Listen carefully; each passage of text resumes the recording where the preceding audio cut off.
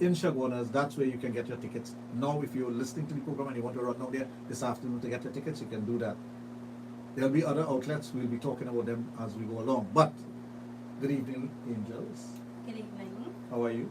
We are fine. Right. And we have them here. I know we have some topics that came in. We have some questions that came in. So would you like to start us off with just one topic, one question, so I can get started and dive right into Sexplosion? Okay, the very first question is, what does sex therapy do for you and your partner? Uh, you need to speak up. Do we need to raise this mic, the volume? Could you repeat? What does sex therapy do for you and your partner? Did you get that back? Same thing?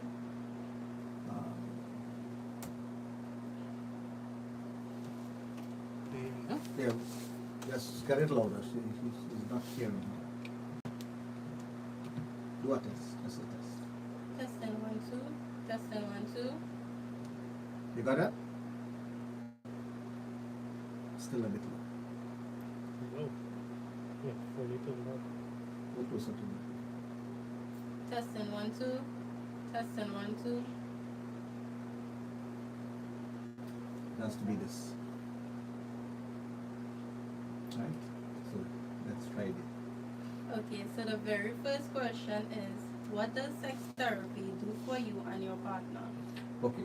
Sex therapy is for those who need it. Not everyone needs sex therapy. Sex therapy is actual physical therapy for the person or persons who need it. Now, let's say, for example, a person is having a challenge. One of the things that I find I get a lot of traction with is this whole concept of squirting. Now, if your partner is not doing the right things to accommodate you and to assist you in squirting, you may need to do the therapy for it. And that is where the sex therapy comes in. But of course, both parties must be willing. Most parties must give permission, because there are things that are done in a sexual way for it to happen. Some women cannot have an orgasm. So to do a therapy on a woman who cannot have an orgasm is actually to bring her to the point where she can have an orgasm. So the permission must be given, must be granted to the person who is doing it, to the sex therapist. Sometimes it's instructional. For example, if the person comes with their spouse or their boyfriend or whoever it may be, you will instruct the person what to do, but you're there, you're physically there. So it's a mental thing also. It's everyone, persons who are interested in porn, interested in doing porn will tell you, I would like to do porn. Until they get on the bed and the camera lights come on and they realize there are 20 people in the room looking at them.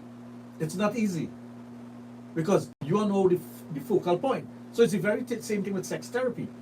It will only be you, your partner, and the therapist. But you will be aware and you'll be conscious of the fact that there's someone else in the room directing what is happening. So you'll be self-conscious. You might tell yourself, my breast sags a bit. I wonder how we keep thinking about my breast. I wonder if I shave properly. All these things you'll start thinking about, as opposed to just going into what you're supposed to do. So sex therapy is a lot of psychological... Sorry? Losing my audio? Okay. Sex therapy takes a lot of bravery from the... First of all, you must be brave. And I'll give you a very good example. I encountered this lady about maybe 12 years ago. She was married for about 2 years. And she separated. Came back to her parents' home to live. And somebody in the family suggested she come and see me. When she came to see me, she was very bitter. She was a very bitter person. She wasn't an easy person to talk to. So I asked her some questions and I realized that there's something else here. There's something that's not gelling. And eventually she calmed down and she decided she's going to be truthful. And she told me, she said, I'm married for about 3 years. It wasn't quite 3 years, I think it was about it. And I haven't had sex in my relationship, in my marriage.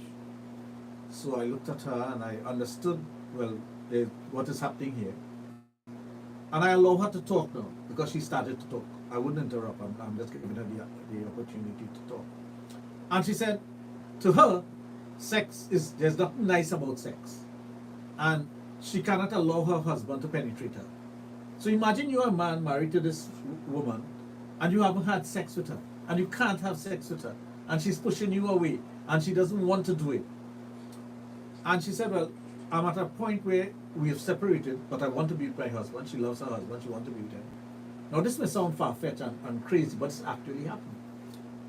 And I'm willing to do anything now to get back with my husband. I said, okay. There are certain questions you ask, and there are certain documents that has to be filled out, and of course you have to consent to whatever has to happen. So she did all of that. And I told her on so and so date, you come back and this is what we're going to do. This is the therapy that we're going to do. And let's see what happens. She came, we did the initiation therapy and all that. And she was okay with it. There was no one else in the room because she didn't want the nurse there. She said it will be a one-on-one, so she had to agree that it was a one-on-one. Second time she came back, we went through the second set of rituals. I did what I had to do. And at one point she told me, she said, I'm not enjoying this. We just got cut off. It has to be the internet.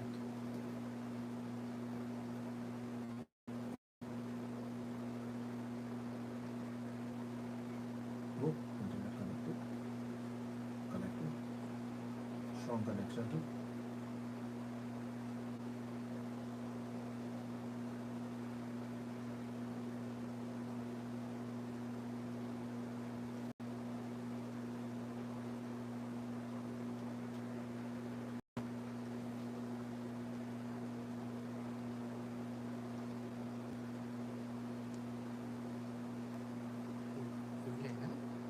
We disconnected. No calling him. Huh? He's calling him. Yeah, but we're not connected. Internet. We're not connected. The Zoom not connected. We have us. Yeah. Huh? Community station standby. So, on Zoom. Yeah, the Zoom.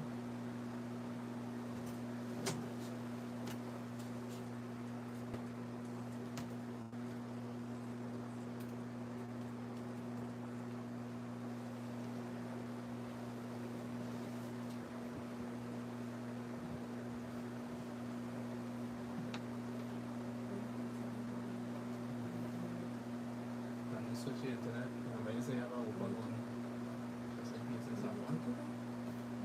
Should we? In case.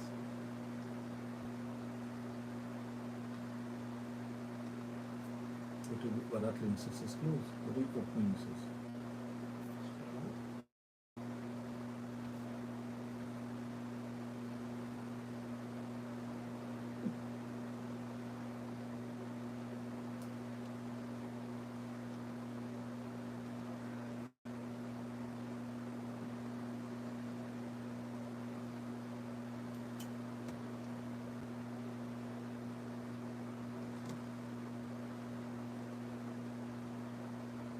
It's connected.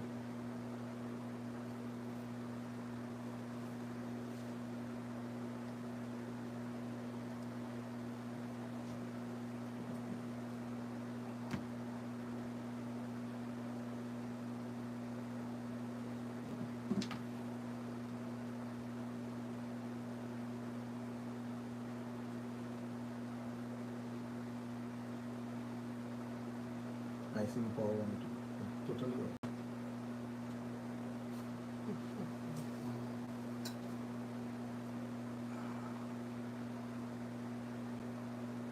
What's happening here? I'm going to join.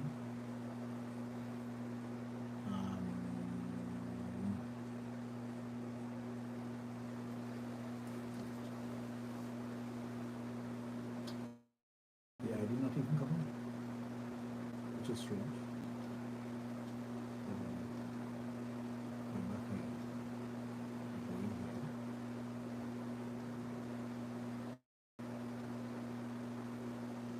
Ooh.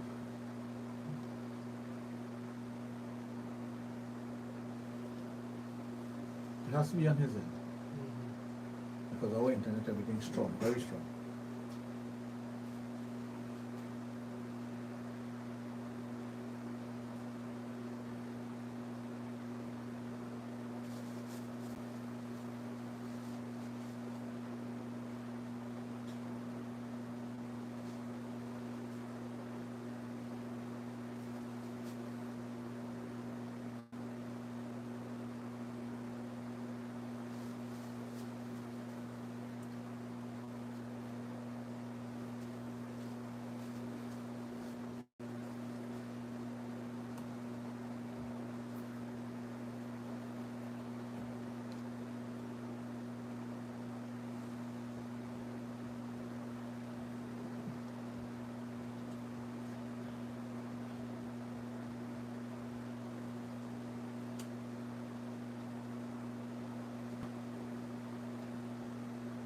That's something you have to clear the history.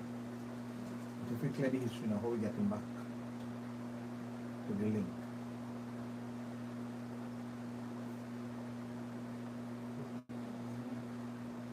And all these are important, right? No, Because nothing there important. if you clear, you clear everything. So, I know, so, but nothing there important.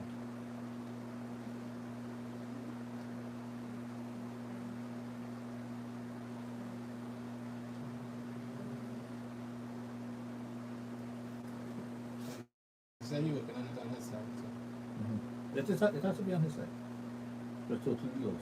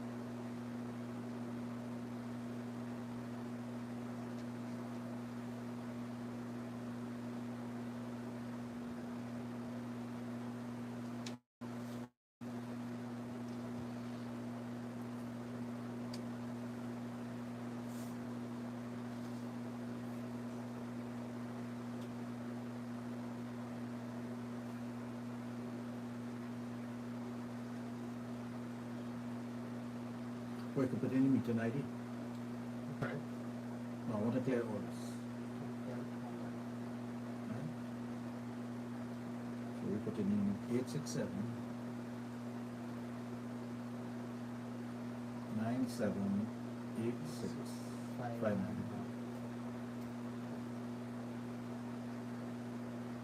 John.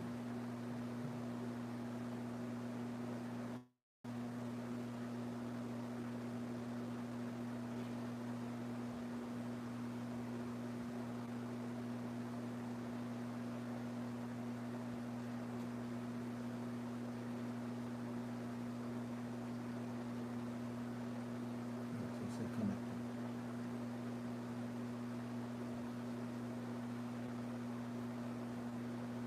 Alright, we lost the internet connection on this side.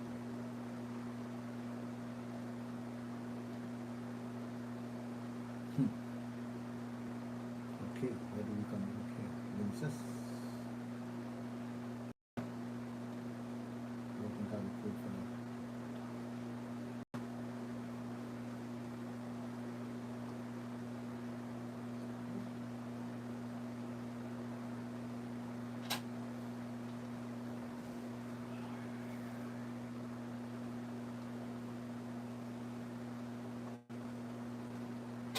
No internet.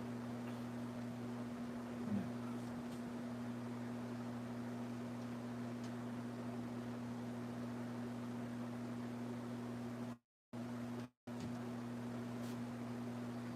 Right. 8679786 591. Join. Invalid meeting ID.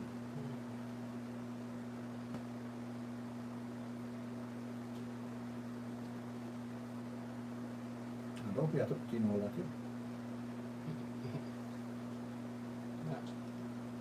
Yeah. Okay, they're supposed to put in our number 867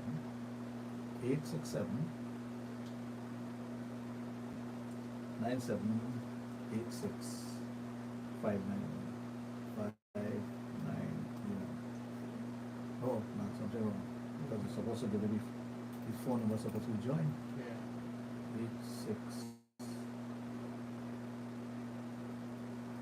867 9786 591.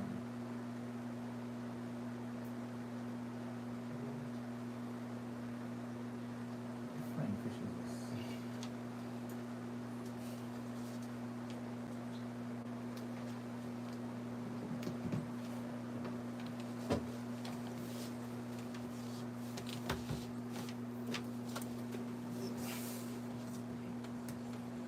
Yeah, good.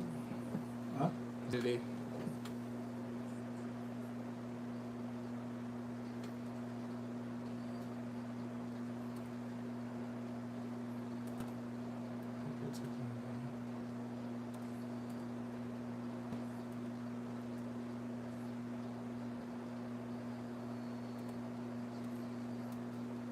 Yeah, why it breaking up like that?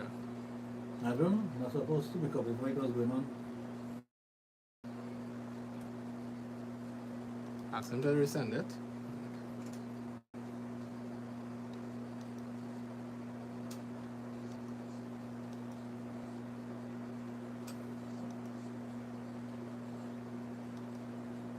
Because nobody just come like a phone number. Mm-hmm.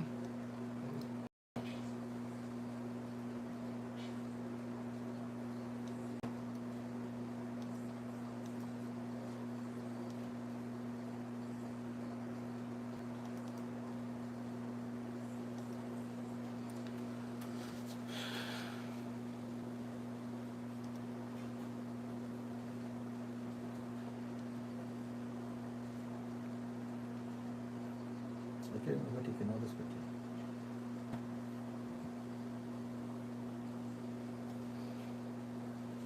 Eight six seven 9786591 867 9786 9786 591.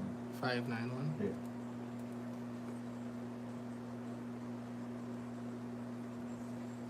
Still.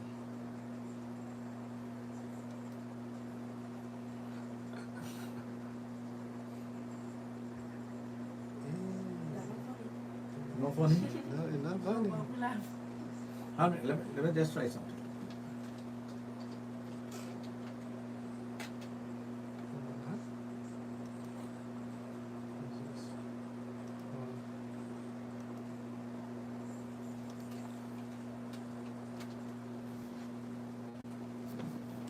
I want to try something.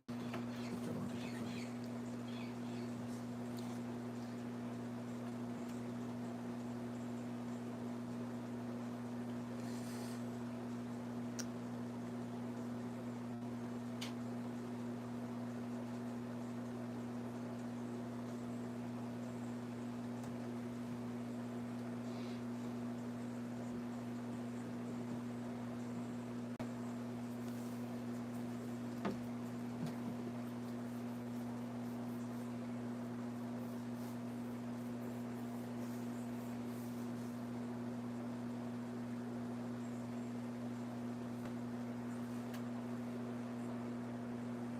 You take also, I can remember the pictures.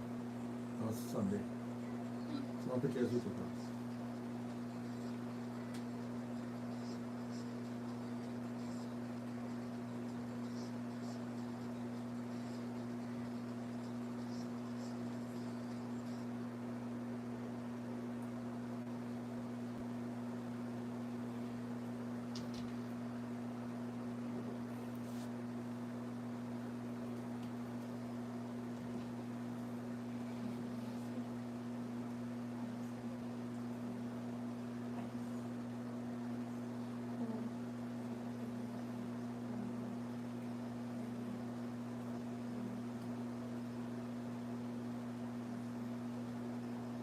Now, in terms of phone number, that is the correct invalid meeting ID.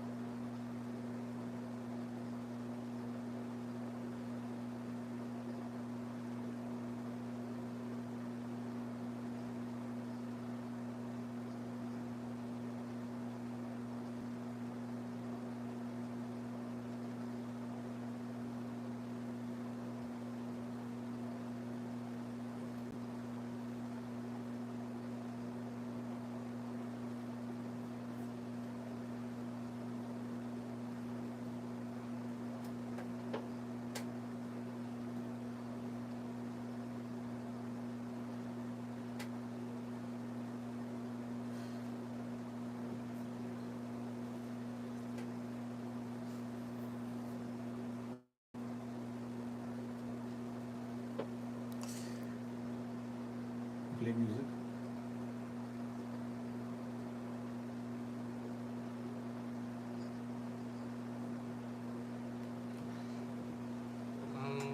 You have some money for it? Yeah.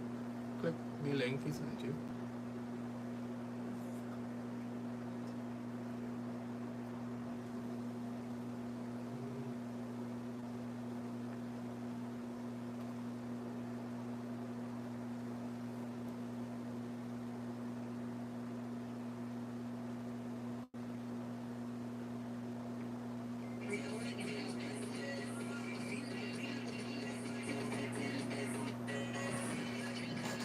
You can change it there on your phone, right?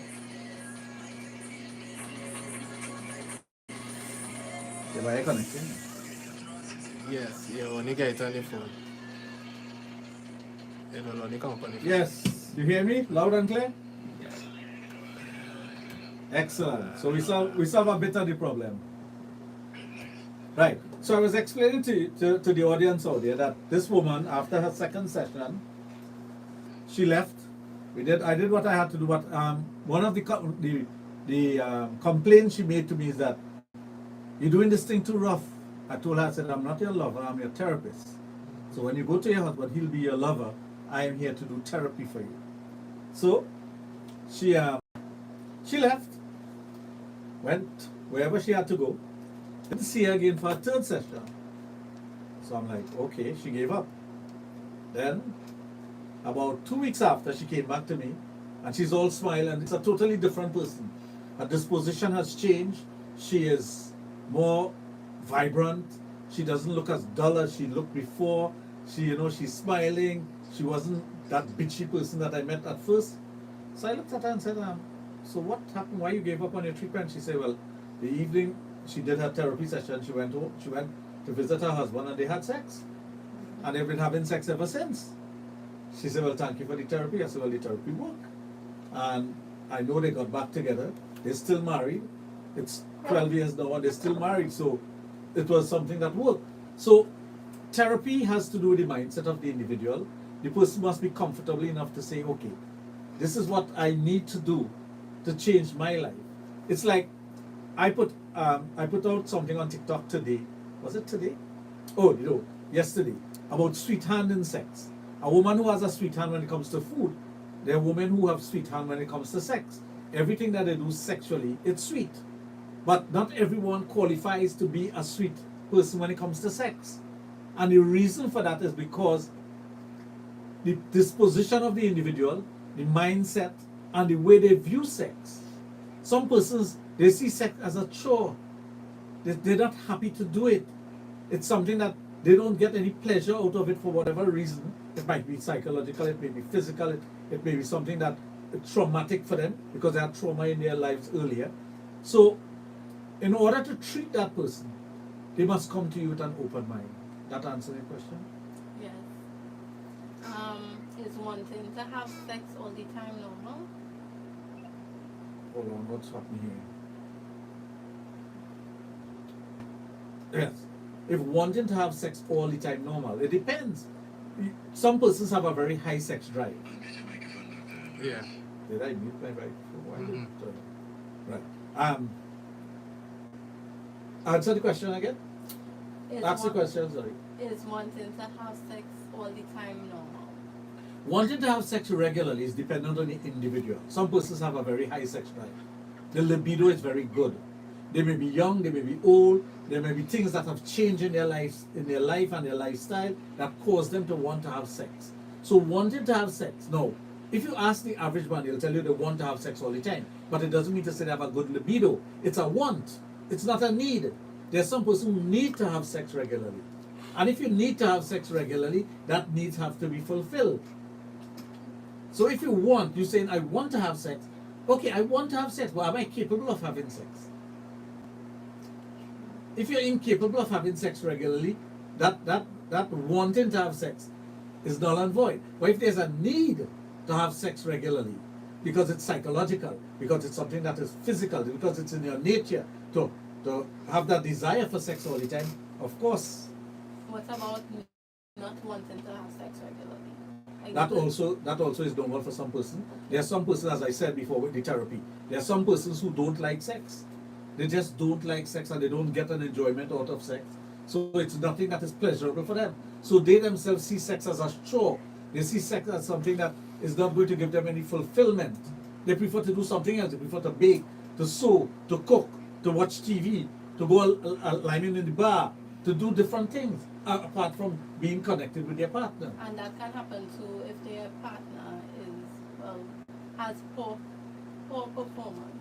Yes, if you're not getting the satisfaction from your lover, from your husband, from your boyfriend, eventually you're going to be turned off for sex. Because you may not want to cheat, you may not want to step outside of the relationship, and what happens too is that you're no longer looking at sex in a holistic way, you're looking at sex in a vacuum, and I'm not getting the fulfillment from it, so I'm not going to do it. Why waste time with sex? So would you say that sex is one of the most significant binding factors of a relationship? Yes, it is. It's one of the secondary, no, sorry, the primary action, right, that binds your relationship together. It's one of the things that you look forward to. Think about it. When you're now in a relationship with your boyfriend or girlfriend, you look forward to seeing the person, but you also look forward for the physical act. Eventually, the physical act will not be as often as you would have liked it when you were now in the relationship, because it has done enough to secure the relationship. The sex has done enough to say, hey, we have a good relationship, the sex has been great, we can tone it down a bit. So instead of having it 5 times for the week, we can have it 3 times for the week. And we're happy with it. And then the longevity of the sex. Let's say, for example, you're having sex for 5 minutes and you're fully satisfied in that 5 minutes. Or it's highly unlikely that a woman will be fully satisfied. Right?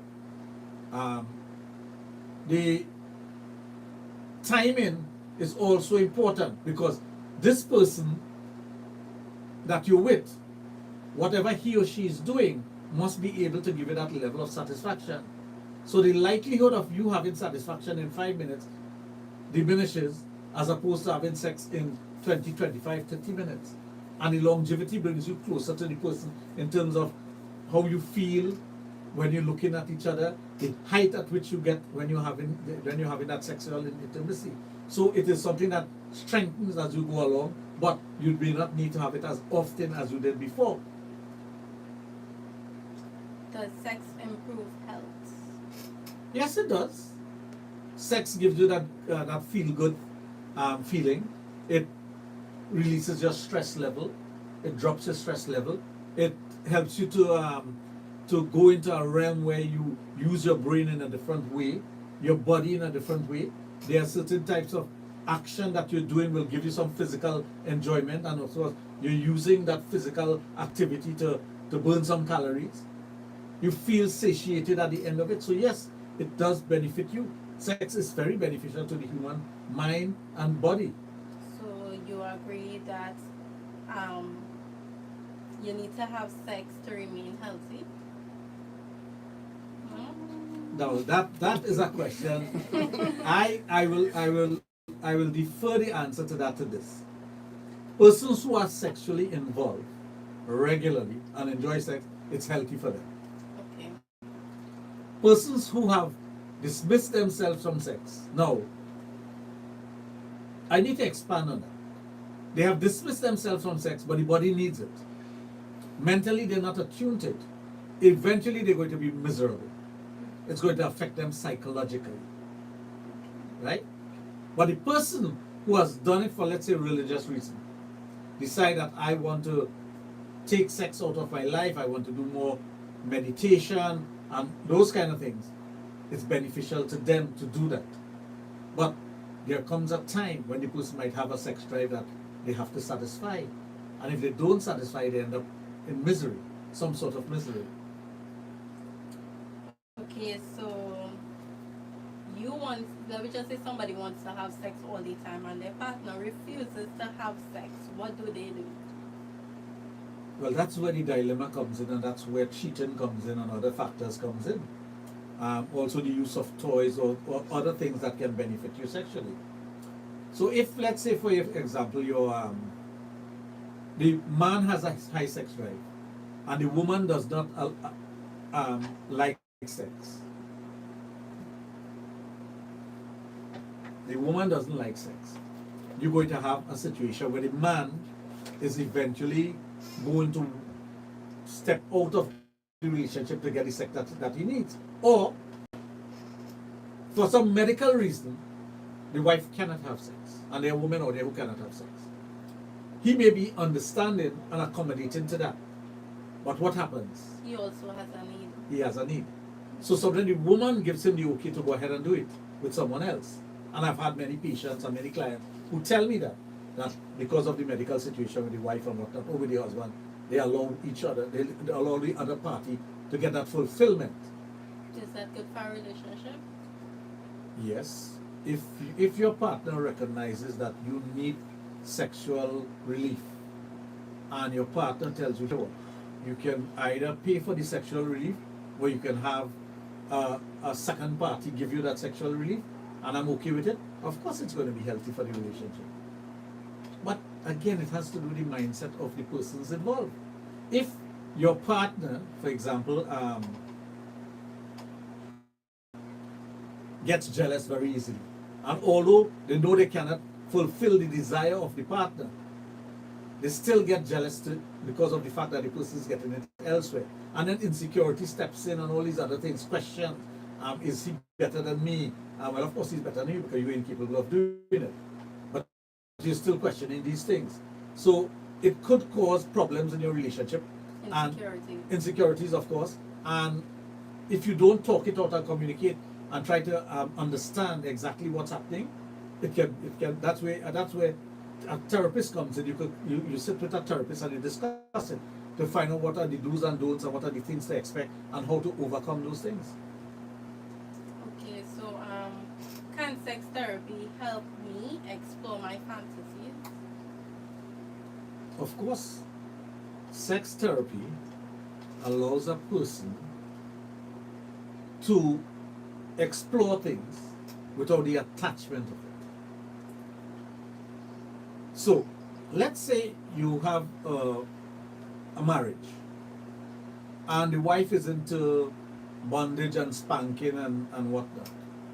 The husband can't see himself as someone who could spank his wife's buttocks until it gets red and painful.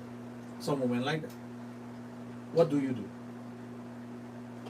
And the woman craves it because she is aware of that need. She's aware of what it does to her, and she really needs it.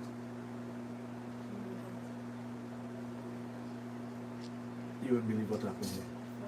My phone just died. What? Super China?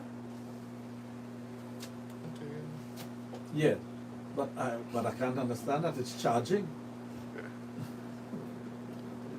I tell you, everything that could go wrong. This is Buffy's lawyer. Anything that will go wrong, can go wrong, will go wrong. At the worst possible moment. Yeah, so we're talking about that need. And Daddy will want to know what the hell going on here. You'll have to take that and chop it up. Yeah. Yeah. So we're looking at going back. And it's showing that it's charging in, but it's not. I can't understand it. Here we go again.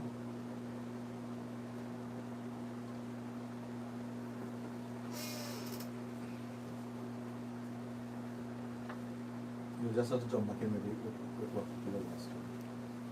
When these things happen, it's true.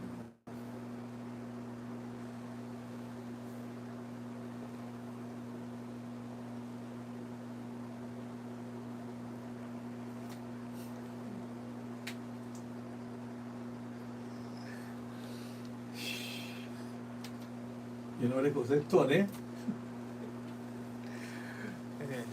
Lapse. Okay, what was the, where was I with that? Can sex therapy help me explore my fantasies? So, alright, it's coming on. There we go. Cut off it. Oh.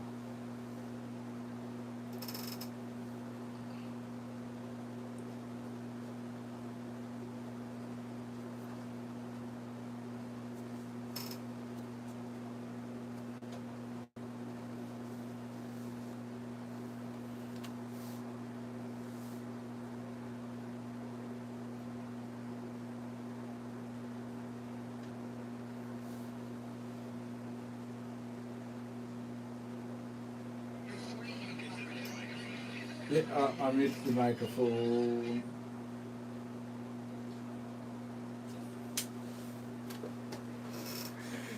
Sure.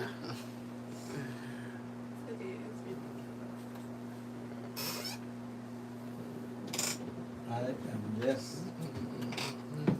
Okay. I don't know why this block doesn't charge here. Well, again, So what if I put it when I put that thing back in the charge, which is that on the ground?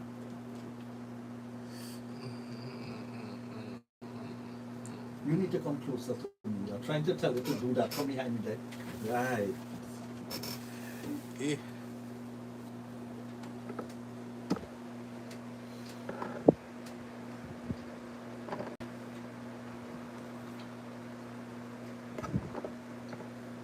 Technology.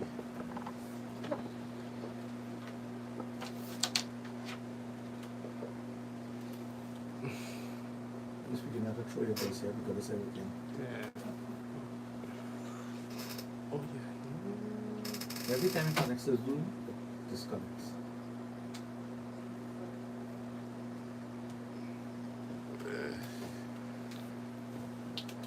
Change the block. You don't have a block?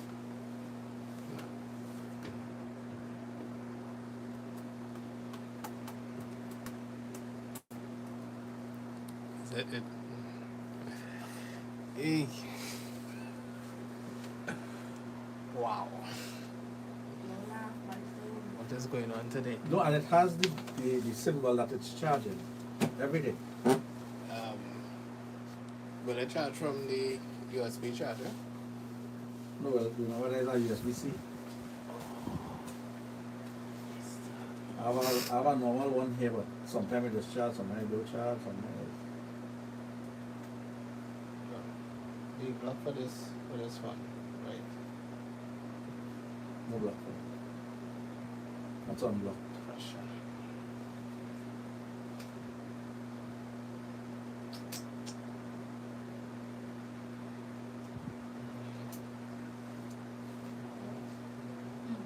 Or last year? That from last year? Yeah.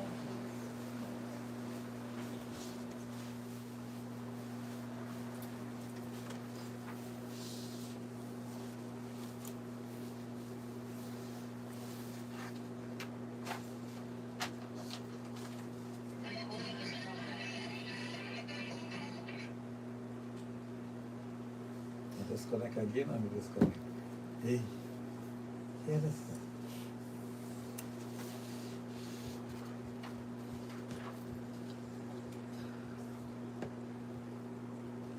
I don't know what to do. I really don't know what to do.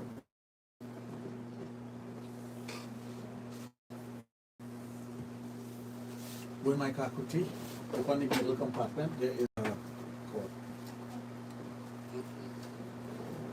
Pass through it.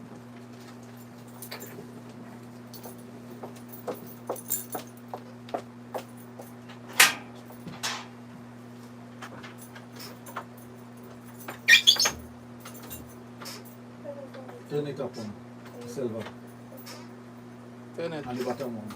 Open it up.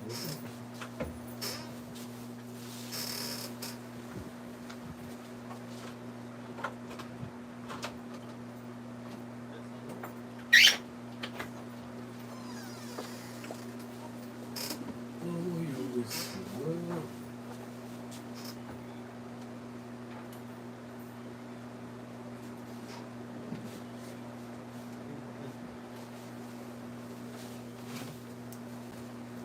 Could be that. That cord can work inside here. That's how you discharge this one. Yes. This one. Let's check and see.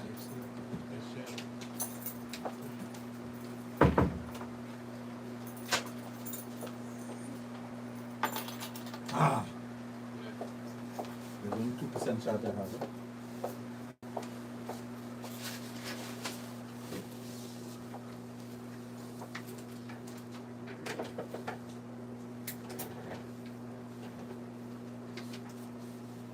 All right, so let's see one more time.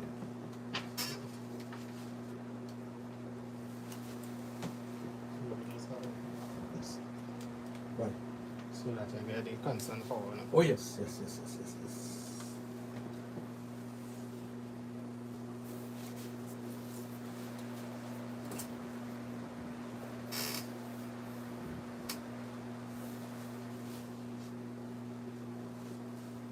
Recording in progress. We back? Yet.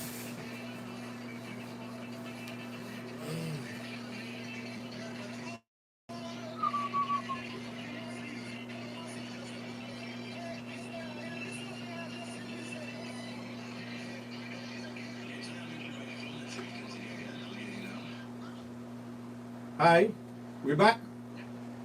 Good. So the question was asked, Can sex therapy help me explore my fantasies? and the answer to that is yes. Because if, I was explaining, the woman who wants that spanking and the husband is refusing to do it, she can go and get that therapy done. And it may not be sex therapy where she's having intercourse with anyone, but it's something that is sexual, that gives her that sexual fulfillment without it being actual sex. But it is considered to be sex therapy. So in sex therapy doesn't mean to say you're having sex with someone else. It is somebody guiding you with things that are sexual. And that's the understanding of sex therapy. So you're not physically having sex with someone else. But when person hear the word sex therapy, they think that, hey, you're going to be doing the act with somebody totally strange to you. But it's not. It's somebody guiding you through the things that you want done. Any other question? Can sex therapy make you more confident in bed? Of course it does. It trains you. It helps you to develop your technique. It helps you to understand your body and the reaction that you're having. It helps you to interact with your partner differently. So it gives you the confidence. It builds your self-esteem sexually. Let's say you love your partner, but passion is gone. What do you do? Well, you can't really build back passion like that. Yeah. There must be a connectivity between you and your partner. And if sometimes you love somebody when you're not in love with them. And when you fall out of love with someone, you can still love them deeply, but you're no longer in love with them. So the passion is not there to say that you love the person as a lover. It is, I love you because of you being who you are and what you mean to me. I love you at that, like that. But I don't love you to want to have sex with you. So that could happen, and it's difficult to build something like that. You have to find you have to find something at some level to connect, or else it's not going to happen. It just wouldn't happen. Do you think emotions is always attached to sex? With women, yes. 99.9% of the time. Women have emotions, and women need to be emotionally fulfilled in order to have sex. To have sex with somebody, there must be some sort of emotion. With men, it's a physical act. It's more physical than emotional. But when the man joins the emotional to the physical, it's stronger for him. Because it starts off as something physical and it becomes emotional as you go along. So the emotional attachment grows. So the sex grows. So many people think that blue balls is a myth. Can you explain to the viewers what it does to men? Okay, blue balls is very real. If a man is excited, blood rushes to the pelvic area. Sexually excited. That's how you get an erection. But blood rushing to the pelvic area is not only to the penis. It rushes to the balls, the scrotum, and all the tubes and seed, that 2 seeds that you have in there. Right? If you don't get relief, the blood is pumping still, it's there, and it needs that relief for the blood the deoxygenated blood to come out. If the deoxygenated blood starts to accumulate in that area, it becomes very painful. Now there's an easy fix for blue balls. Pour cold water on it, or take a cold shower. And as you take the cold shower, maybe you could get a relief by masturbating. But not because you have blue ball be to say you could masturbate and get relief.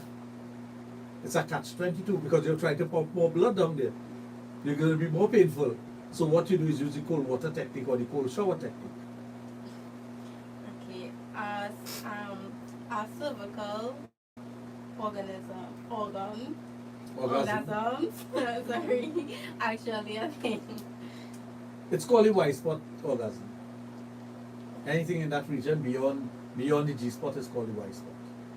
And there are some women who have deep orgasm from that pounding of the cervix or just behind the cervix. So it's really for those who enjoy that, but not many women enjoy that. Not many people know where the G spot is located. Can you explain? Well, the G spot is to the entrance of the vagina, approximately half inch to 1 inch at the roof of the vagina. It's directly behind the clitoris. It's an area that feels like there are striations on it. It feels like a scrubbing board, a juking board, what people call a juking board in Trinidad. That's what it feels like. Literally feels like a juking board. And as you rub your fingers on it, it gets filled with blood, and it gets you can actually feel the surface of it. And as you feel the surface and you strum it, it has more intensity for the woman. That's where the G spot is, to the top. You have to curl your finger like this to get to it. Is it come here too? Come here, you know, come here. Come. What to do if you always experience pain during sex? Well, again, if it's a man, you need to get that checked out very quickly. If it's a woman, it has to do with if the woman has polycystic ovaries, if she have a problem with her cervix, vagininus, which is tightening of the vagina, painful intercourse. There are so many things that could happen. Something like that, you don't just try to self-diagnose, you go and get it checked out professionally. A lot of times people do things where they self-diagnose their problem and it's not really what's happening. Let's just say I don't like my partner touching me, but I don't know how to tell them. How do you tell someone don't touch me? It's difficult. The minute you tell someone don't touch me, that person feels rejection. They feel that you are rejecting them. So if that person is their lover, your boyfriend, your husband, whoever it is, and you're telling them don't touch, you have to have a good excuse why not to touch. For example, if it's ticklish, you can say, please don't touch me here, it's ticklish. But give them an option, touch me elsewhere. But if a person says don't touch me and they don't give you the option, it's rejection, you're pushing that person away.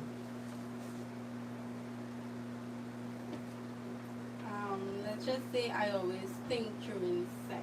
I overthink during sex about my performance. Is that normal or abnormal? That's normal for people to overthink during sex, to want to please their partner, so they want to do everything. That's why I told you in one of our other programs, I don't know if it was you I told this, if you were having sex and you want to try 20 different positions, you're overthinking. You are overthinking. You don't need to do 20 positions when you're having sex. You need to do 1 or 2 and do it well, as opposed to 20 and you're not doing it well. So there, what you're doing is overthinking. So instead of overthinking, be in the moment. Be in the moment and enjoy whatever is happening, and it will be much better for you. So another question. Many men have this issue. What can cause a man to keep going soft during intercourse? Circulation, lack of testosterone, andropause. There are many reasons a man will lose his turgidity. The older you get, you need more excitement. Sometimes you're not getting the mental excitement that you need to keep the erection going. Sometimes you need to verbalize what's happening in the sex. Sometimes you need to conjure up images in your mind. Even though you're having sex with the person here, you need to think about certain things that are going to excite you in a particular way, so that you will be able to maintain that strong erection. Blood flow. Some persons need a booster to get an extra erection. What are the common symptoms of intercourse? Lethargy is the number one thing. Feeling lethargic, tired, listless, you wake up and you don't want to get off the bed. Things that used to excite you don't excite you anymore. You prefer avoidance. You start avoiding your partner, you start avoiding sexual situations. You just don't feel good about yourself. You don't feel like a man. Right? You feel depressed in a sort of way. You are more interested in doing things that are not even going to be beneficial to you. For example, drinking alcohol, spending time out late at night, avoidance, avoiding your partner, avoiding situation, not only the sexual situation, but even avoiding going to bed at the same time with your partner. Those are the symptoms of andropause. Would you say the same for menopause? Well, menopause is worse. Yes. Menopause is worse when a woman is going through. Remember, andropause is reversible. Andropause is because there is a certain drop or a drop in your level. Women who go through menopause, that is a change in life. That is a life-changing function of the body. So there are so many things that are happening to you at the same time. It's hitting you left, right, and center. Even hot flashes, men get that during andropause, right? And cold sweats. And it's the same thing with women. But women, there's no reversal of it. They have to go through it. All women have to go through it. All women go through menopause. Once you stop producing eggs and releasing eggs, right? Well, maturing the eggs and releasing it. Because you're born with a certain number of eggs. Once that happens to you, you are going to go through menopause. If you are a diabetic type 2 experiencing some issues with erections, is it related to the condition? If not, what can be the issue? Diabetes affects you in many ways. And diabetes is a circulatory issue. It's a disease of the blood. There's too much sugar in the blood. So if there's too much sugar in the blood, it's going to affect the way your erection is. It's going to affect the nerve endings. It's going to affect the valves in your penis. And I want to. Yeah, diabetes affects a woman too, of Well, course. Well, with a woman, they don't get the stimulation that they used to have before. They don't, the vagina is not performing the way it's supposed to perform, because even that blood flow to the vagina, where the nerves have to be fired off. Because of that, you know, when a woman is excited, the vagina actually swells a bit. Even if you have the swelling, you don't have the excitement. So it interferes with your libido.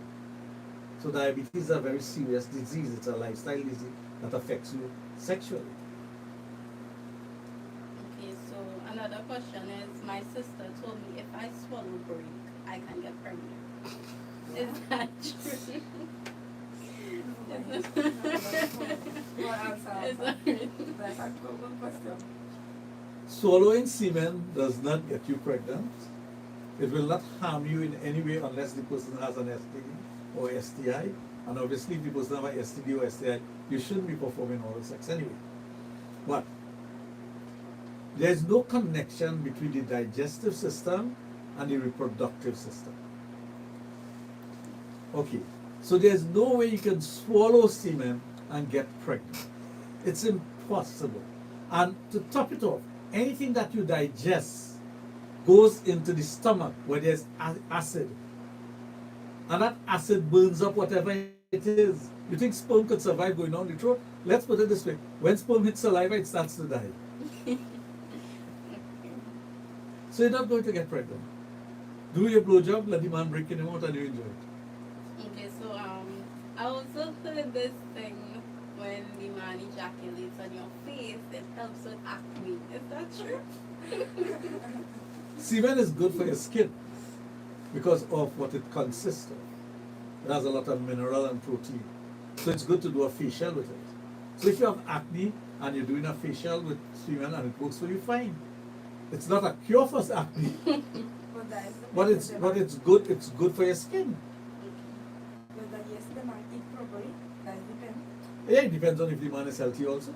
Of course. If the man, well, if No, it's not important to imagine. 90% of the time a man's semen is safe. There are some men who have an infection in their testicles, and that will be passed on. But 90% of it is safe.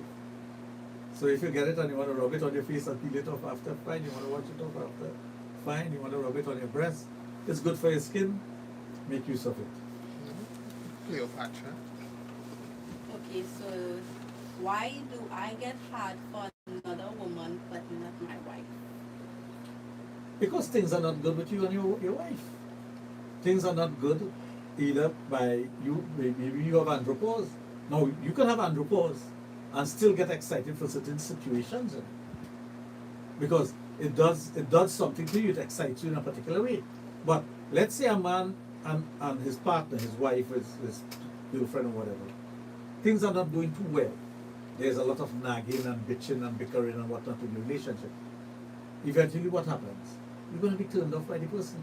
So you come across someone who is more loving towards you, more appreciative of you, who you are, and those things, you're going to have an erection for that.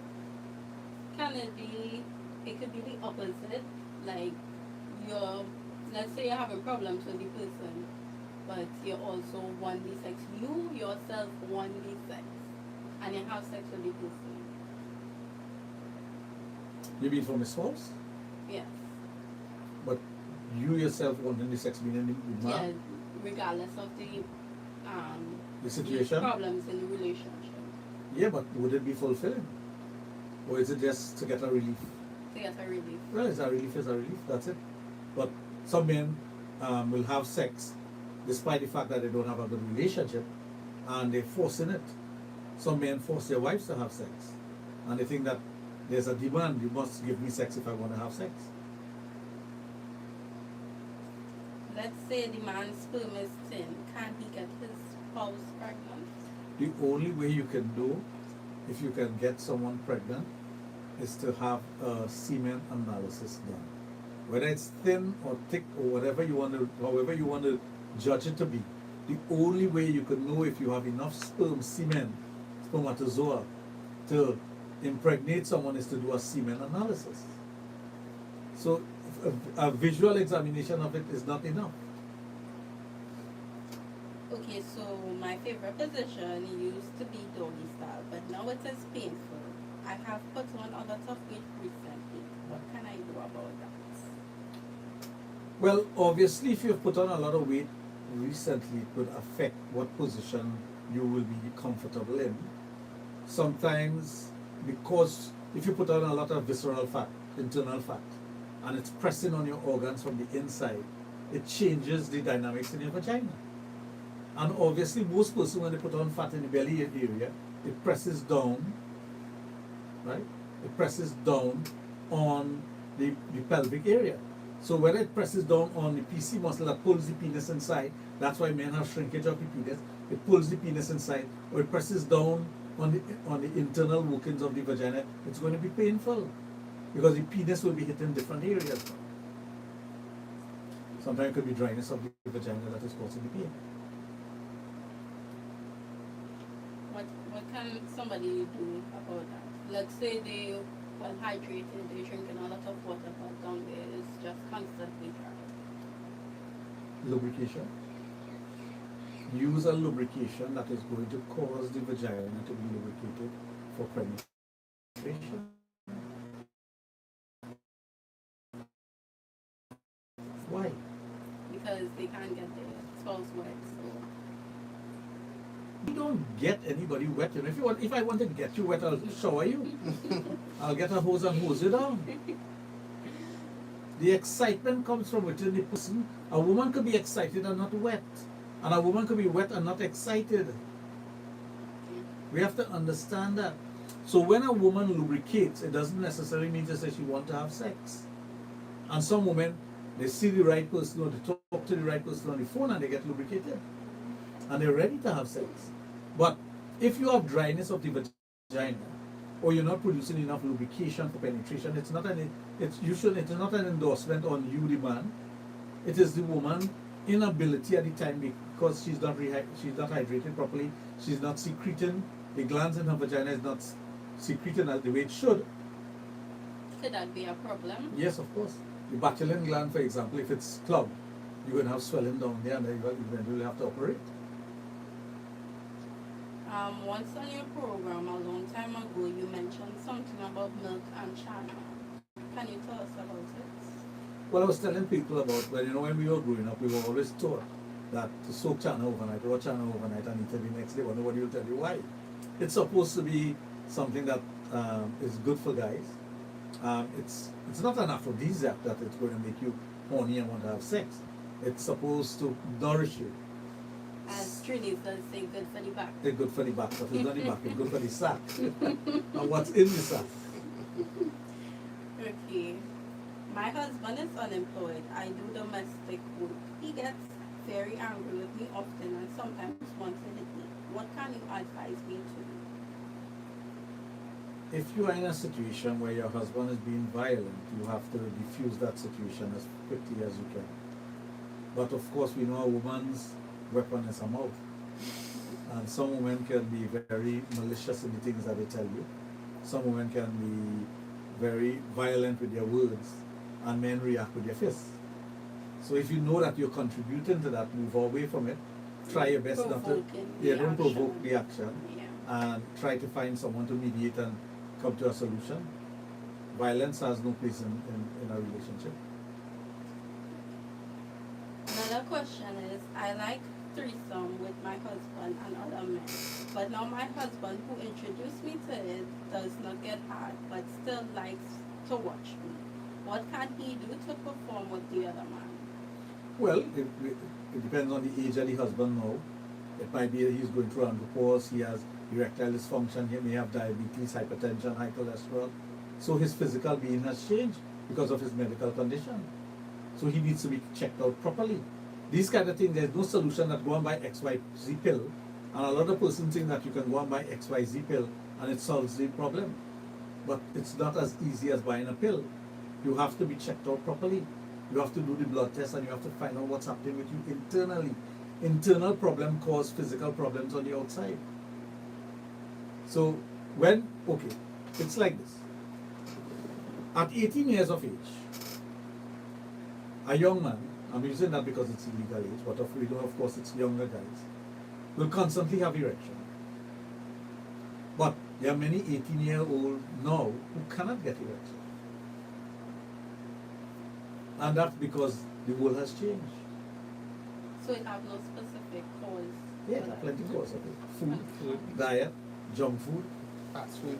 not exercising, spending time in a sedentary way, lying on your bed, watching your phone, being on the computer all the time, not playing sports, eating foods that are not good for you, junk food and food that are what you call fast food, quick food.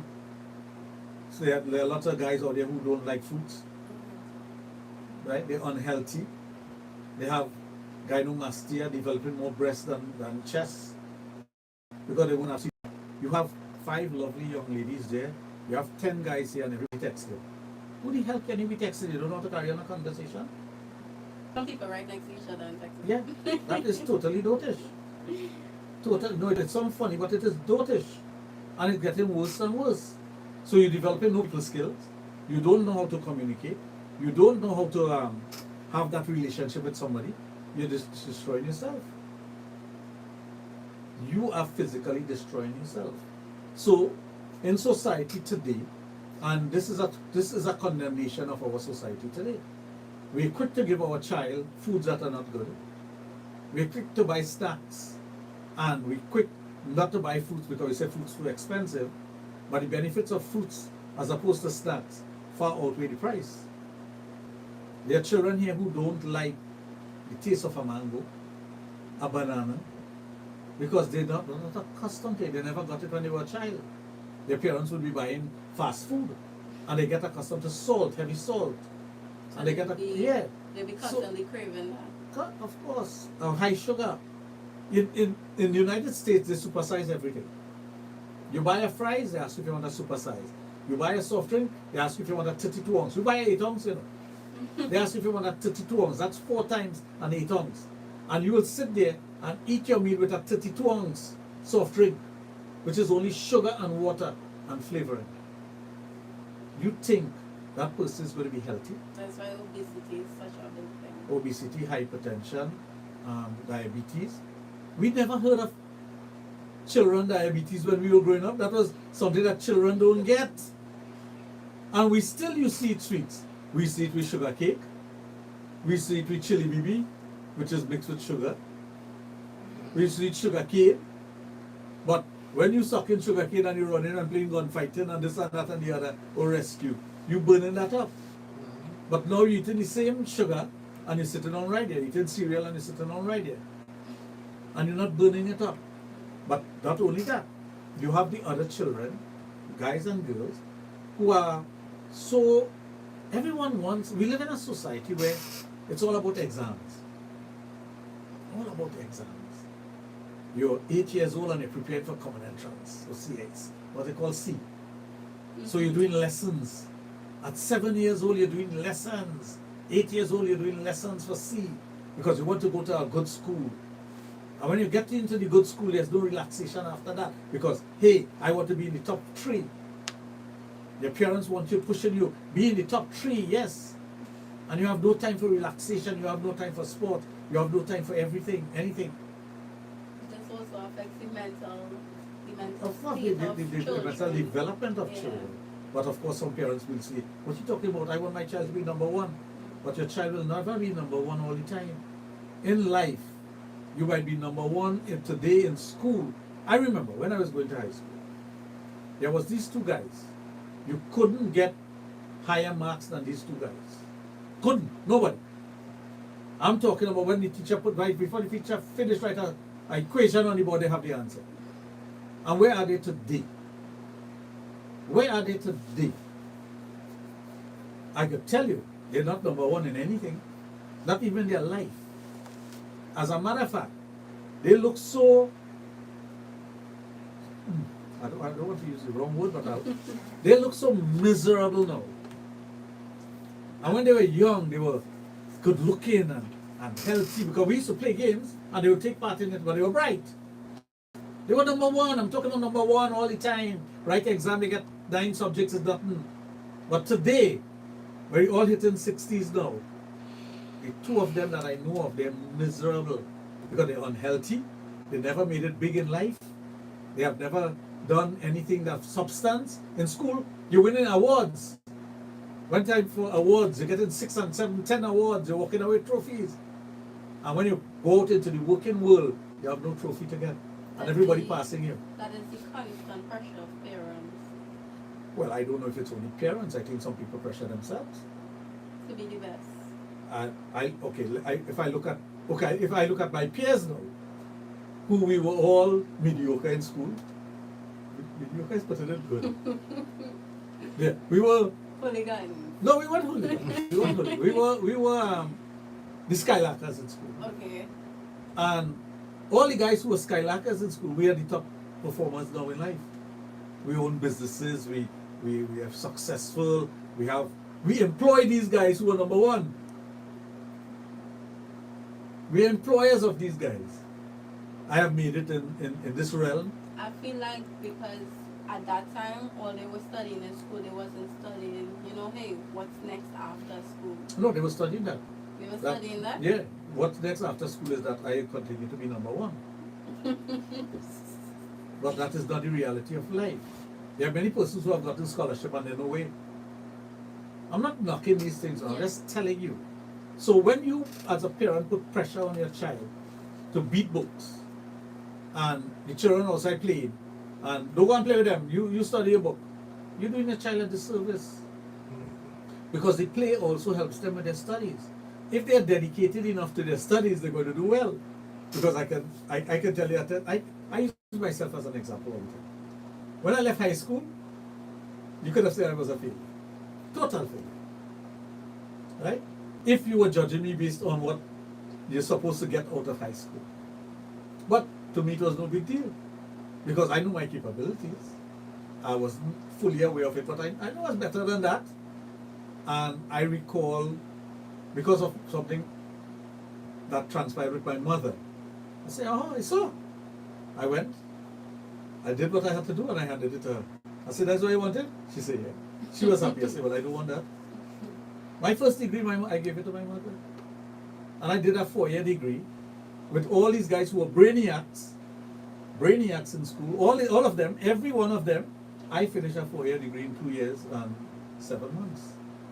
And I met them at UE when they were doing their first degree and I was doing my master's. But I wasn't a bright boy in school. I was not, and I'll tell you that. And I'm proud of the fact that I was never in the top 10. I never wanted to be in the top 10. I remember the first year I was in the top 3. I think I was first. And I said, nah, never me again. No, yes, I told myself that. Because they're too much expectation from you. I realize the expectation of not only yourself, but of... Now, I'm not saying that everyone should be like me. I'm not saying that. What I'm saying is this is... I use myself as an example because I know what I did and what my focus in life was. I know. But a lot of children don't even know what they're going to do when they come out of high school, if they're going to get a job. There are persons who have degrees and cannot get a job. Because he says it's not about the degree or how much. Some people have degree and have no common sense. You tell them to change a car tire and they can't change it. You tell them to slacken a nut and they don't know how to do it. You tell them to nail 2 pieces of wood together and they don't know how to do it. You tell them to weed the yard. Well, most of them have concrete yard now. They don't know how to hold a hoe. So, those are the things we learn. So nobody could tie me up. We could have, I used to do scouting. We used to go and camp and build camp and whatnot and tie one line across from one tree to the other and hang a canvas and stretch it out and that's our tent. And that's how we build a tent. Nowadays it's not like that. Nowadays it's just about technology mostly. Correct. And technology is not going to get you very far. And Technology will get certain people far, but not everyone. leading back to what you were saying, where, parents hear the children playing and you tell the child, stay inside and study or whatever. I know, And the children, playing cricket in the road and stuff, but now, as soon as the child start to make noise, start to fuss, you hand them a tablet, hand them a phone. Yeah, exactly. Or the other thing, I have my mango tree in the back. In the morning, I will go and pick up 2 mango and wipe it on my pants and sock it. If a parent see a child doing that, wash the thing, do this, do that. But I know dirt is good for you too. I'm aware of that. I'm aware of certain factors in life. You wipe it on. Well, I mean, you do certain things. You make sure it's clean enough. Yeah. But there are times when we were doing things.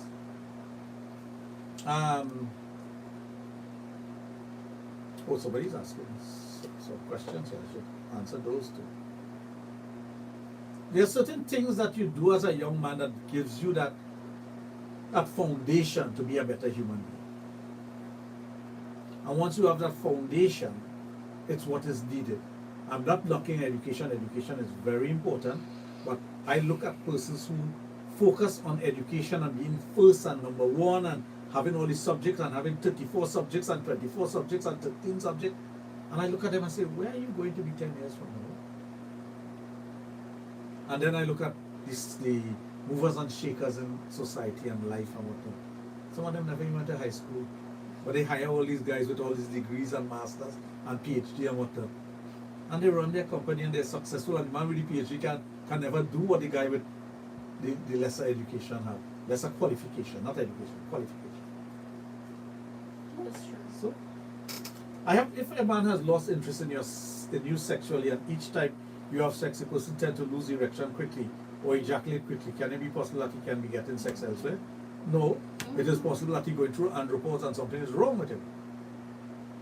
Losing interest in a person sexually can also be that he's having an affair. That's one thing, but it could be that he does not have the desire for sex. It's not you, it's what he's going through. So the best thing to do is have him checked out.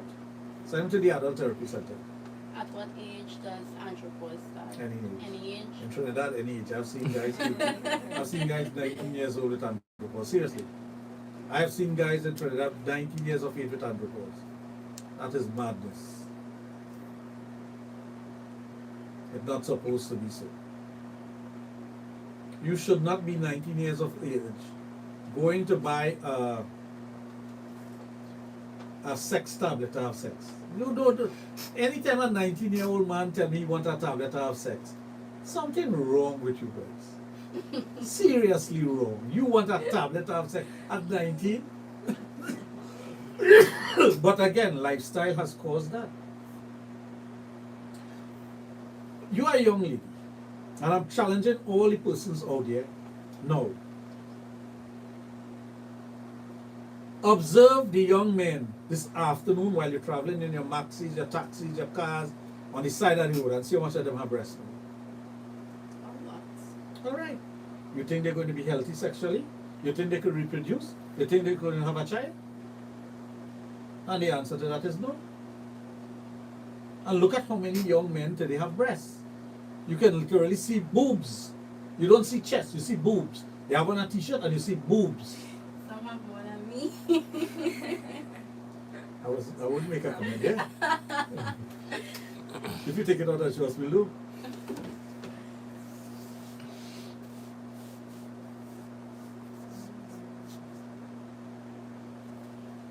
This person is having lower belly hurting and left testicle hurting with headaches. The pain is bad, where he cannot stand or walk. That could be torsion. Go to the doctor immediately. Torsion is very serious. When a person has torsion, it's very serious. That means to say the veins down there are wrapped around and it's squeezing them, and you need to get to the doctor. That can cause severe pain. Oh yeah.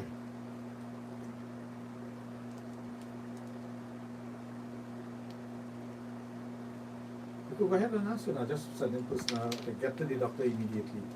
I'm not too sure if the person's, oh, did you see what happened there?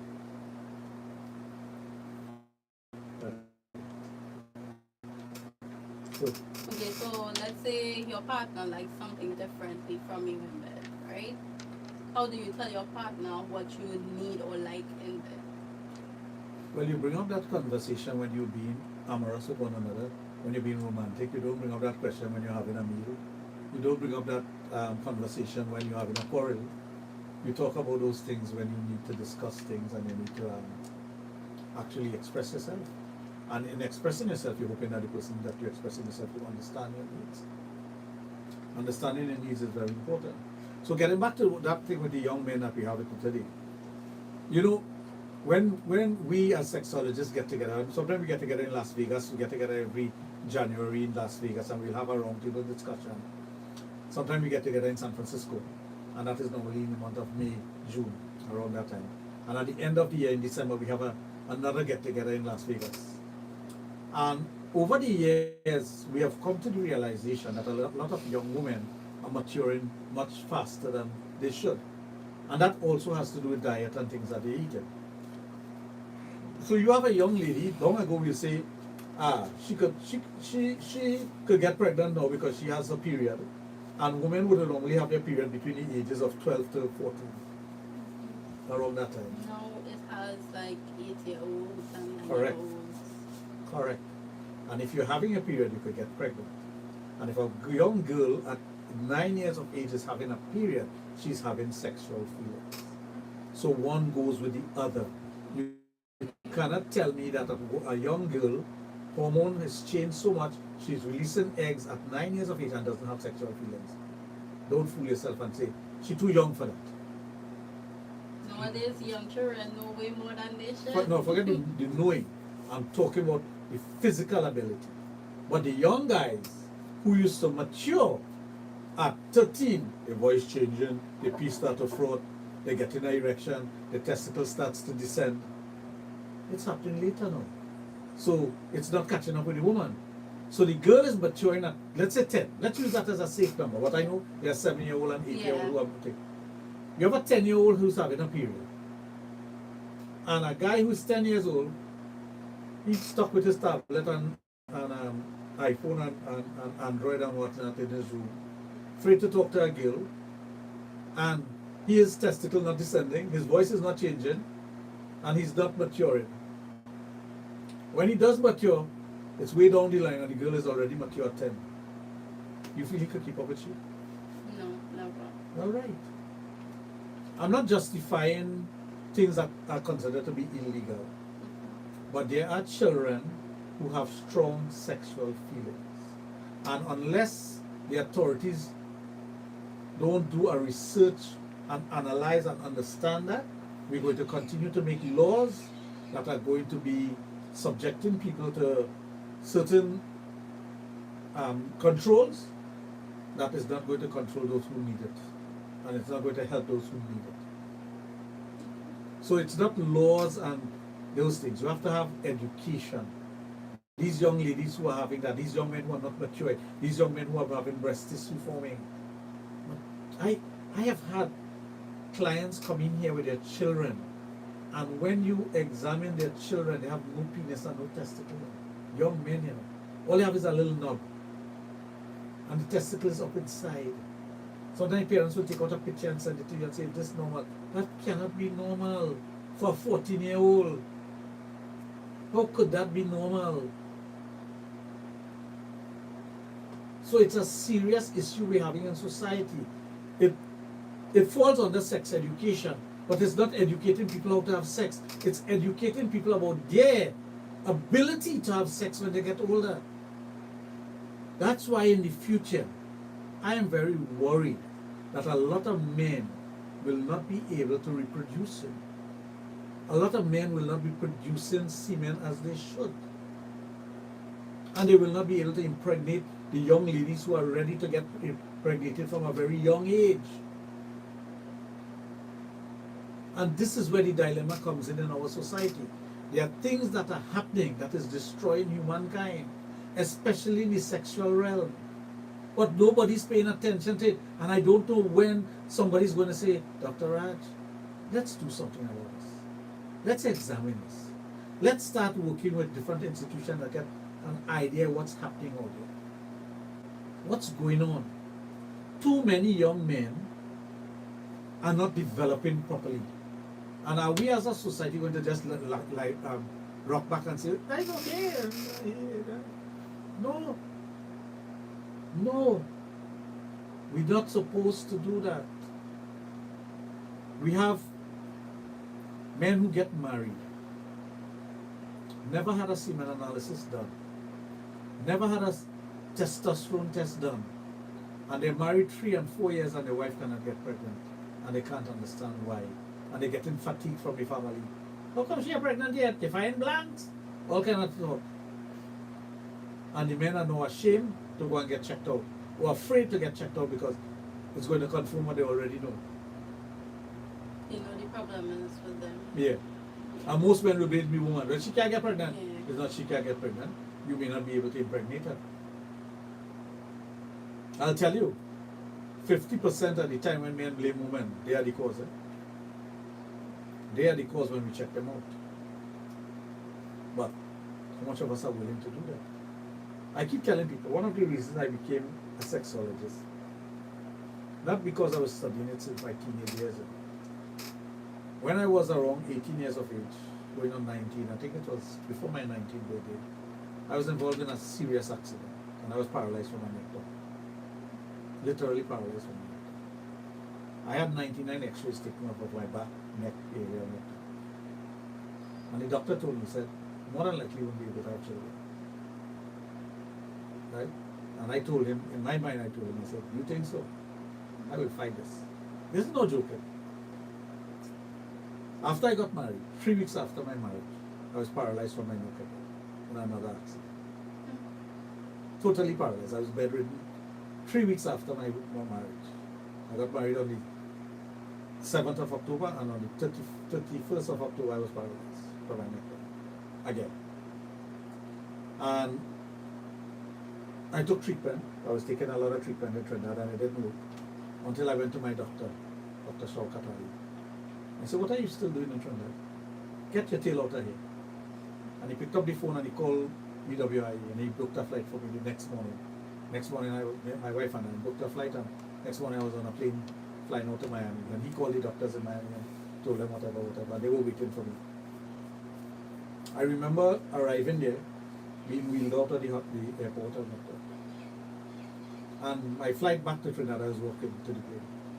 I walked back, which is something I couldn't have done. But they had my history, and there's one doctor that I will never forget him, who, in my opinion, he was God to me, Dr. Larry Butch. But he was not a medical doctor. And he broke me back. Long story short, couldn't have children. And the usual thing, people give you fatigue, whatever. Started to do my research and go to individuals and try to get information. And I came across this wonderful doctor called Dr. Malcolm Adams at the Port of Spain General Hospital. He had a office where the parking lot is there now. That was his office. And it was an old dingy room, all books all over the place. The place was stuffy. Walk in there and had a chat with him because somebody directed me to go to him. I said, I'll fix it. Go on. Started to take treatment from him. The same thing I do now. And coming down to the end of it, he told me, he said, I want you to promise me something. I said, what? So I want you to carry this on. In whatever way. I know your passion is sex and whatever. I want you to carry this on. Learn and do it. And that's why I became a sexologist, was treating people with sexual dysfunction and treating people who want to have children. Well, of course, I have 2 children. My daughter came first. I always wanted a daughter before a son. It might be strange for an Indian to be saying that, but I wanted a daughter before a son. And 2 wonderful children, taking the treatment and whatnot. I know my situation. I know what I had to do. I know what I went through. I know the pain and suffering that I went through. So sometimes when a couple comes to me and they tell me that I have to go and do in vitro, and it's costing $90,000. Now I had a doctor who promised me with in vitro in them days. This is 1985, 86 I'm talking about, who charged me $30,000 in them days. $30,000 in 1986 was like $1 million. Right. Now they're charging people $100 and something thousand dollars to do in vitro, and it doesn't work. It didn't work for me. Right? In those days, it's called a test tube. Right? A test tube baby. But, like I said, nothing happens before its time, and I believe in that. I believe heavily in spirituality, and that also helped me to overcome some of the things. But I continue to study, and I know one day when I could have, I would help people to have children. And that's what I did. That's what I did. So at the end of the day, sometimes the things that happen to you in life is a blessing. It's not always something that is negative. It could be a blessing. So when couples come to me, and I've helped many couples have children, many. And it numbers in the 100. And I will go places and see children, and there are women who will send me pictures and say, look, your son growing up, today's his first day of school. They tell me that's my children, and I know what they mean by it. I know it's not physically my son or my daughter. But if it wasn't for you, You're right. That's why. And I understand why they feel that way, because that's the way I felt about Dr. Malcolm Adams. And that's the way I felt about the doctor who delivered my 2 children. So much so that I named my son after the doctor who delivered my son. Right? Because of that love and that appreciation. To this day, when we see each other, it's like, we greet each other not like doctor-patient, but as friends. Because there's a connection there. And it's the same thing with my patient and my clients. When I meet them, it's like family. It's like family. Now, you don't take advantage of those things. You're thankful for it. And you're thankful to see the child grow up. And when they write common entrance, or CIC common entrance, they will send the parents and say, he passed for so-and-so college. Thank you. I say, well, congratulations. I'm happy, Those are the things that connects you with your patients. So, it's not only about sex. People think it's only about bullying and fucking and whatnot. It's not only about that. It is about helping people and being part of their lives and changing their lives. The sex part of this is entertainment for me, It's comic relief sometimes. The TikToks that I do, sometimes people say, for a professional, you shouldn't be talking like that. Oh, fuck you, man. I could talk how I want. I studied in the United States where people just cuss and talk. It's part of the language. Right? When you're in a classroom and a professor like, the food and whatnot, it's part of the language. That's where I studied. So some people try to correct you and you have to be prim and proper. I'm not prim and proper. Some people, that's how they express themselves. But I am not that way. I am very open and down to earth, and I'm a grassroots man. I'm a grandy boy. I'm a Bocalian. I know it is to stand up on the side of the road and talk for half the night and mosquito biting your ass. And you don't want to leave, you're slapping your foot. And you're getting buff, you only hear your name called, you're getting buff from home. I know it is like to go and climb up the neighbor mango tree and thief mango, thief pomerac or something. You do all of it, thief the fowl and go and make a cook. I don't think many people realize how humble you are. No, a lot of people don't, and they expect that I have a certain, like somebody was made a comment to me Monday, was it? No, Monday, Wednesday. If we invite you to something, if you'll come, I said, boy, I just go and cook on the side of the river breads. As a matter of fact, if I can't have plenty of water in that river for me to go make a cook. That is who I am. That is what I do. That is what grounds me with everything else. I don't drink alcohol to say that I go and drink alcohol to get drunk anyway. I will have, if people are drinking, I might have one drink with them and that's it. To show appreciation. I'm not opposed to alcohol, but I'm not a drinker. I'll have a glass of wine. I'm not a smoker, but I enjoy a cigar now and then. I don't smoke marijuana, but if you smoke marijuana around me, I will tell you move. I can smell marijuana, you can do me nothing.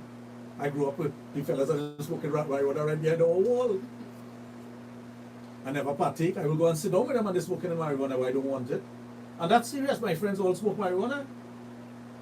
Dino used to have marijuana with him all the time. Sometimes we're going in the car and he have a joint in the clear and we're like, oh God, hope police has stopped me there. Because that's what Dino does. Yeah. But it doesn't mean to say we smoke it. No, they say, show me your friend, I'll tell you who you are. But they were our friends. This is who we grew up with. This is who we go and cut coconut in the bush and take a piece of wood and wedge it in the middle and cut it up in pieces and give it all the neighbors. We know about that. Taking razor blade and shaving the coconut tree branch so you won't get cut from it because it's very sharp. And that same razor blade cutting a bunch of coconut because you can't take a knife from home. Long time children are allowed to walk the road with a knife. You take a knife from home and you go in the bush to get licks. So the bigger ones will steal a little knife and they will come in the bush and it take me 2-3 days to cut a bunch of coconut, you know. Because every day you want to cut off a piece and a piece and a piece. That's serious. You don't cut it in one day. People don't know that. We will go and take a knife and one person will go up and cut and cut and cut because it's very hard to cut. You can't walk around with a cutlass. We are all teenagers but nobody have a cutlass and nobody have a knife.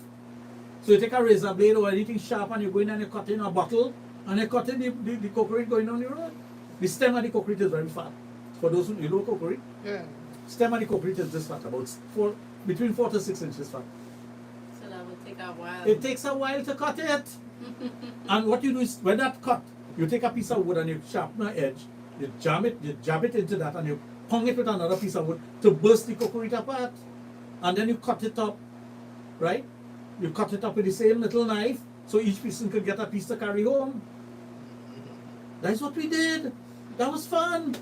3 days to cut a bunch of coconut. So what the hell? But I mean whole day doing it. You go and spend 2 days in the bush. Not 20 minutes, 30 minutes in the bush because your parents calling you, you know. Although the forest is right next to our home. But they calling you, where they see me playing cricket so they know all of in the bush. We refer to as Yeah, boy Yeah, days. what are they doing in the bush? Not to be in the bush. Right? But when you grow up like that, I still consider my friends that I grew up with in Sukram village in San Randi, Renwick Street. I still consider them my brothers and sisters because that's how we grew up. We will quarrel to one another, we go fight, we go cough down one another, right? And next day we go into Big Plum. We might be still vexed, but we know he's the best climber, so we carry him to climb. We know he's the best one with a slinging shot. So who is the best? You call him. You're vexed with him and where you going? And all you're talking, and after you talk two coconut and thing together, you're talking as normal. That's how we grow up. And it doesn't matter if you're Indian, you're Negro, you're Chinese, you're mixed or whatever. It doesn't matter which religion you belong to. I remember diagonally opposite to our house, well, the Seventh-day Adventist neighbors was living, and they had worship from 5:45 in the evening to 6:30, and we couldn't make noise in our home because we have to respect the fact that they having worship, and eventually we learn the songs. So when they are worshiping, we worshiping too. The same songs we singing. It resonates in our brain. To this day, I know all the songs. Right? It doesn't mean to say you convert. It means to say you respect their religion and you partake in it in whatever way. I remember meeting one of the ladies a time, 2 years or 3 years ago in a week, and she telling her son, I tell you I grew up with Dr. Raj. We used to go by them for Diwali and like deer and thing, and this is a Negro lady. Right? I said, yes, she grew up with me. Paula, we grew up in the same street. But what I'm trying to tell you is when you grow up like that and you have that interaction with people, you have a camaraderie and you have a different feeling for life and you appreciate people differently. So whether it is you go to Bukal, which is traditionally Indian, and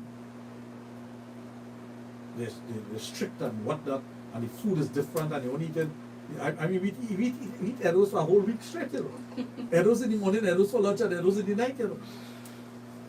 You know, people know dal puri, wherever eat arrows puri. No. Well, right. In Bioka, you eat that. Boil and fry arrows, curry arrows, arrows pong up. Anyhow you want arrows, you get in arrows. It's at that time I never want to see arrows. And you grow up in Sangre Grande and then you go and spend time with your grandparents. And that's all you're getting. Right? The tea was cocoa tea with no milk and sugar. Because they don't sweeten things the way we do it in Sangre Grande. It was different. Everything was different. You only had chicken to eat on a Sunday, if you're lucky. On I think a Tuesday or Saturday, so you get fish. Tuesday, I think, yeah. Machli. Right? But that is what you grew up with. And then when you're in Sangre Grande, you know it's different. Because in Sangre Grande, you live in a street with every different religion and race. Every different religion and race was on Redwood Street. We even had a mass camp in Redwood Street. And evening time, all the boys and the girls never used to go. They go on stick mass, put on, what do you call it, paper mache and all that kind of thing in it. Yeah. Make it for pap and this and that and the other, and you're making mass. Bending wire, we learn to bend wire. Children don't know how to do that. And then the same opposite there is where they build the fire station now. That used to be our cricket ground with big cow hole. You run the ball and the ball disappear. Drop in a cow hole. Your foot twist in a cow hole. You know what time we sprayed foot and thing in there? But it was fun. And you learn to run in a way that you're breaking your foot. You got to have big cow hole and you're dropping in none-so. So all these things are part and parcel of growing up, and it molds you into who you are. I'm not saying everybody has to grow up the same way, but it's important to understand that. So I want to remind the listeners out there that my birthday party is coming up, Saturday Night Fever, on the 20th of May. I want you all to be there. Tickets are $200 general, $450 VIP. VIP section, you're getting a full meal and 2 alcohol beverages. And you're in the VIP section. I wouldn't be in the VIP section. I'll be all over. Not that I wouldn't be. I will be passing through the VIP and I'll be more in the general. We have 12 DJs and entertainer. Trevor Gore. We all know Trevor Gore. Versatile like that. Rishi Ram. Dr. Russ. Dr. Hyde. DJ Cardo. Sammy. Sensational Sammy. DJ Greg. George Gonzalez. DJ Carey, DJ Kyle, DJ Spanish Papi, Team Unstoppable. I tell you, it's 12 of them, you know. We starting at 8 and we going until they put me out at the Passage to Asia. And I Passage to Asia in Shagwanas, not the one in Border Street. The Chandelier Room. Join us there. Come on. Get your tickets now, eh? Call 645-4543 now. Tell them you want a ticket. Book it. And you could go to any one of the Dr. Raj adult boutiques to get your ticket. Join me on the 20th of May for that back in time, the ultimate back in times. Only 60s, no, 70s, 80s, and 90s. I want to hear nothing from 2000. Only back in times, old school, retro. Things that will make your blood crawl in a nice way. I know the ladies will want to dance. My wife doesn't make a dance with anybody. But I don't know if anybody will want to dance with me. Come, let's have fun. Back, sending you back. Well, I hope I see you there, you know. What's the date again? 20th of May. And the venue? At Passage to Asia, number 7 St. Ives Street, Chagonas, the Chandelier Room on the 3rd floor. Oh, okay, I know that place. Yeah, just I will send you a ticket for you. You know you don't have to pay for a ticket. Great. Right. So I'm going to send you a ticket for you. Good. That was amazing. Okay. So folks, until next week, goodbye.